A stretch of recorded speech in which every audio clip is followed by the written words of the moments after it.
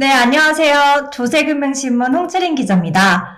이번에는 연말정산 3편을 준비했는데요. 요즘에는 본캐, 부캐 이런 게 많이 생겨나면서 한 사람이 한 직업 외에도 다른 직업을 갖고 있는 사람이 많아졌습니다. 그래서 저희가 근로 형태에 따라 연말정산을 어떻게 해야 되는지 알려드리려고 하는데요. 그리고 서류 누락했을 경우나 아니면 공직을 과다 입력을 했을 때 저희가 어떻게 해야 되는지 알려드리겠습니다. 강진경 세무사님 모셨는데요. 안녕하세요. 안녕하세요.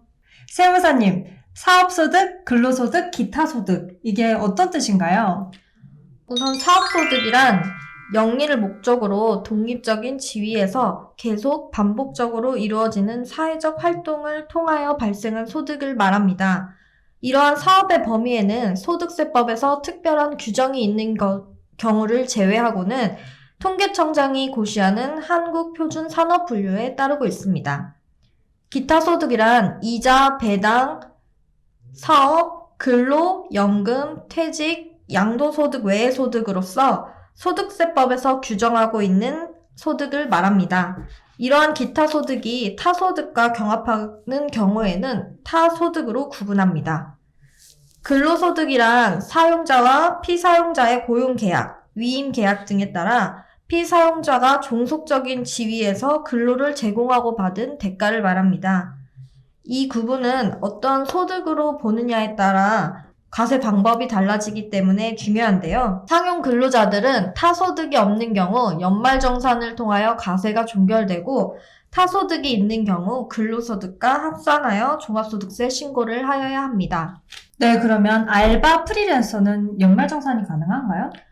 결론적으로 말씀드리자면 이들은 연말정산 대상자가 아닙니다. 아르바이트 수당을 지급받을 때 일용직으로 지급받는 경우도 있고 3.3% 차감 후 지급하는 사업소득으로 지급받는 경우가 있습니다. 3.3%는 사업소득세인데요.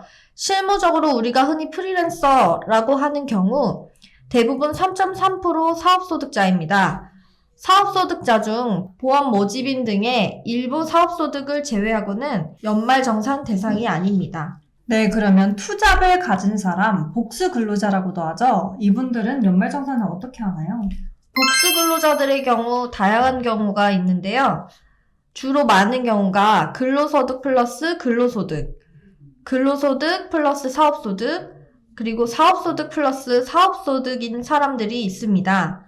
이때 근로 플러스 근로소득은 한 회사에서 연말정산을 합산하여 신고하는 경우에는 그것으로 과세가 종결되지만 합산하여 신고하지 않은 경우와 근로소득 플러스 사업소득 혹은 사업소득 플러스 사업소득을 가지고 계신 분들은 종합소득세 신고기간에 신고하셔야 합니다. 네, 그러니까 정리를 해보면 근로 플러스 근로, 즉 두 개의 회사에 계약이 된 경우에 회사 한 곳에서 모아서 연말정산을 하거나 아니면 따로 5월 달에 종합소득세 신고기간에 합산을 해야 되고, 그리고 사업소득 플러스 사업소득은 연말정산 대상이 아니고 근로 플러스 사업소득은 근로계약을 한 회사에서만 연말정산을 하고 다시 종합소득세 신고할 때 근로소득과 사업소득을 합산해서 종합소득세를 신고를 해야 된다는 말씀이시죠? 네, 맞습니다. 네. 세무사님, 그러면 해외에 있다가 국내로 이직한 경우도 있잖아요. 네. 그럴 때는 어떻게 연말정산을 하나요? 우선 거주자인가 비거주자인가에 따라서 과세가 달라지기 때문에 먼저 거주자인지 비거주자인지를 판단하셔야 할 것 같습니다. 거주자라면 거주자는 소득세법에서 규정하고 있는 모든 소득에 대해서 과세를 합니다.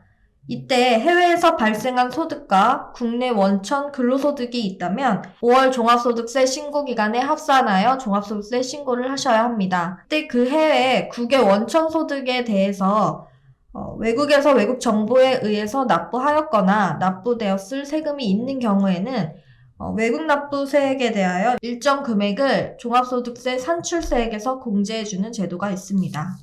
그리고 사람이 실수를 할 수 있잖아요. 네. 근로자가 소득공제 또는 세액공제 서류를 누락했을 때 어떻게 해야 하나요? 만약에 소득공제 또는 세액공제 관련 누락이 있는 경우 해당 근로자가 5월 1일부터 5월 31일까지 종합소득세 신고기간에 종합소득세 신고를 하면 환급받지 못한 세금을 환급받으실 수 있습니다. 또한 종합소득세 신고기간에 신고하지 못하여 환급받지 못한 경우에도 경정청구를 통해 환급받으실 수 있습니다. 이때 유의할 점은 경정청구할 수 있는 대상 근로자는 법정 기일까지 세금을 납부하고 지급명세서를 제출한 경우에만 경정청구가 가능하며 근로자 개인뿐만 아니라 회사에서도 경정청구할 수 있습니다.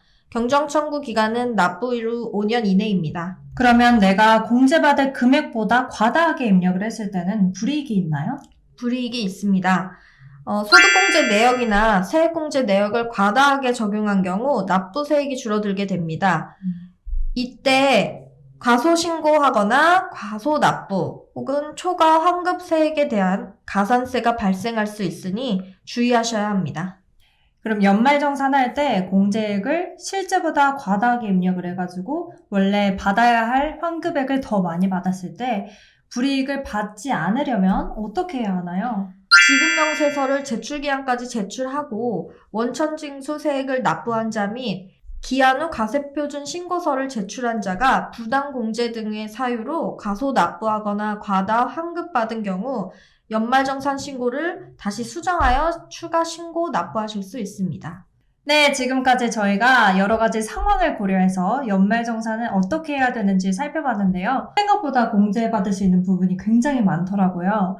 특히 사회초년생분들이나 연말정산에 대해서 잘 모르시는 분들이 보시면 정말 꿀팁일 것 같습니다. 내가 낸 세금 과도하게 빠져나갔다면 정말 아깝잖아요. 저희가 열심히 일한 만큼 번 돈 연말정산으로 지켜줍시다. 그리고 오늘 너무나 쉽고 자세하게 설명해주신 장진경 세무사님 감사드립니다. 네, 감사합니다.